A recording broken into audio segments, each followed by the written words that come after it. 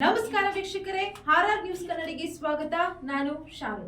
ನಾಡಿನ ಹೆಮ್ಮೆಯ ನಟ, ಕನ್ನಡದ ಕಣ್ಮಣಿ ಡಾಕ್ಟರ್ ರಾಜ್ಕುಮಾರ್ ಅವರ 97ನೆಯ ಹುಟ್ಟುಹಬ್ಬವನ್ನು ರಾಜ್ಯದಂತ ಅಭಿಮಾನಿಗಳು ಭಕ್ತಿ ಭಾವದಿಂದ ಆಚರಿಸುತ್ತಿದ್ದಾರೆ.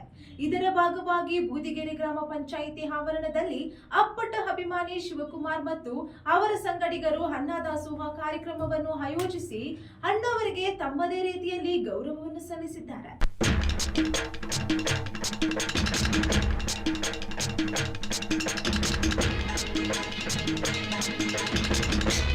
ಬೂದಿಗೆರೆ ಗ್ರಾಮ ಪಂಚಾಯಿತಿಯ ಆವರಣದಲ್ಲಿ ಇಂದು ಡಾಕ್ಟರ್ ರಾಜ್ಕುಮಾರ್ ಅವರ 97ನೇ ಹುಟ್ಟುಹಬ್ಬವನ್ನು ಭರ್ಜರಿಯಾಗಿ ಆಚರಿಸಲಾಯಿತು.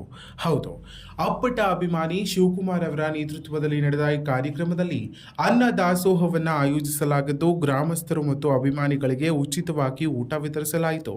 ಇನ್ನು ಈ ಸಂದರ್ಭದಲ್ಲಿ ಅಣ್ಣವರ ಫೋಟೋಗೆ ಪೂಜೆ ಸಲ್ಲಿಸಿ ಪುಷ್ಪಾರ್ಚನೆ ಮಾಡಿ ಕೇಕ್ ಕತ್ತರಿಸಿ ಸಂಭ್ರಮಿಸಿದರು. ಕಾರ್ಯಕ್ರಮದಲ್ಲಿ ಭಾಗವಹಿಸಿದ ಅಭಿಮಾನಿಗಳು ಡಾಕ್ಟರ್ ರಾಜ್ಕುಮಾರ್ ಅವರ ಆದರ್ಶಗಳನ್ನು ನೆನೆದು ಅವರ ಸೇವಾ ಮನೋಭಾವವನ್ನು ಮುಂದುವರಿಸುವ ಸಂಕಲ್ಪ ಮಾಡಿದರು. ಅಪ್ಪು ಯಾಕೆ ಆ ಒಂದು ಹೆಸರು ಬಂತು, ತಂದೆಯಿಂದ ಬಂದಿರ್ತಕ್ಕಂಥ ಕೂಡ ರಾಜ್ಕುಮಾರ್ ಯಾವತ್ತೂ ದಾನ ಮಾಡಿದ್ದೀನಿ ಯಾರಿಗೂ ಹೇಳ್ಕೊಡ್ಲಿಲ್ಲ. ಅವರ ಮಕ್ಕಳು ಅದೇ ಗುಣ ಬೆಳೆಸ್ಕೊಂಡು ಬಂದಿದ್ದಾರೆ. ರಾಜ್ಕುಮಾರ ಸ್ಮರಣೆನೇ ಪ್ರತಿಯೊಬ್ಬ ಕನ್ನಡಿಗರ ನಿತ್ಯ ಕರ್ತವ್ಯ.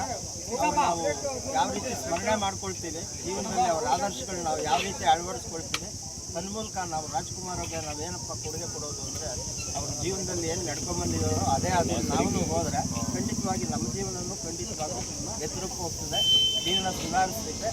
ರಾಜ್ಕುಮಾರ್ ಅಂತ ನಮಗೊಂದು ಆಸ್ತಿ. ಇವತ್ತು ಅವರ ಮಕ್ಕಳು ಅದೇ ಹಾದಿಯಲ್ಲಿ ಹೋಗ್ತಾ ಇದ್ದಾರೆ. ಅದು ನಮಗೆಲ್ಲ ಹೆಮ್ಮೆ. ಕರ್ನಾಟಕದ ಇವತ್ತು ಸಾಂಸ್ಕೃತಿಕ ರಾಯಭಾರಿ ಯಾರಪ್ಪ ಅಂದರೆ ಅದು ರಾಜ್ಕುಮಾರ್ ಅವರು. ಕರ್ನಾಟಕದ ಒಬ್ಬೇ ಒಬ್ಬ ರಾಷ್ಟ್ರ ಮಟ್ಟದಲ್ಲಿ, ಅಂತಾರಾಷ್ಟ್ರೀಯ ಮಟ್ಟದಲ್ಲಿ ಕನ್ನಡಿಗರ ಹೆಸರನ್ನು ನೇರಶಿಖರವಾಗಿ ತೆಗೆದುಕೊಂಡು ಹೋದರು ರಾಜ್ಕುಮಾರ್.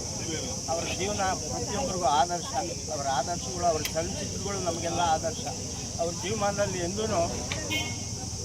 ಅಶ್ಲೀಲವಾಗಿ ಒಂದೇ ಒಂದು ದೃಶ್ಯನೂ ಸೇರಿಸ್ತಾ ಇಲ್ಲ ಚಲನಚಿತ್ರಗಳಲ್ಲಿ. ಏಕಪ್ಪ ಕಾರಣ ಅಂದರೆ ಅಭಿಮಾನಿಗಳು ದೇವರು. ನಾವು ಯಾವ ರೀತಿ ನಡ್ಕೊಳ್ತೀವೋ ಅದೇ ರೀತಿ ಅವರು ಫಾಲೋ ಮಾಡ್ತಾರೆ ಅಂತಕ್ಕಂಥದ್ದು ಅವರು ಸದಾ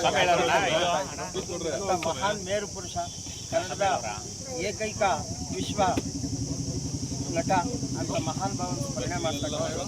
ಒಟ್ಟಾರೆ 97ನೇ ಹುಟ್ಟುಹಬ್ಬವನ್ನು ಸಾಮಾಜಿಕ ಸೇವೆಯ ಮೂಲಕ ಅರ್ಥಪೂರ್ಣವಾಗಿ ಆಚರಿಸಲಾಯಿತು. ಇನ್ನಷ್ಟು ಸ್ಥಳೀಯ ಮಾಹಿತಿಗಾಗಿ ನಮ್ಮ ಆರ್ಆರ್ ನ್ಯೂಸ್ ಕನ್ನಡವನ್ನು ಸಬ್ಸ್ಕ್ರೈಬ್ ಮಾಡಿಕೊಳ್ಳಿ.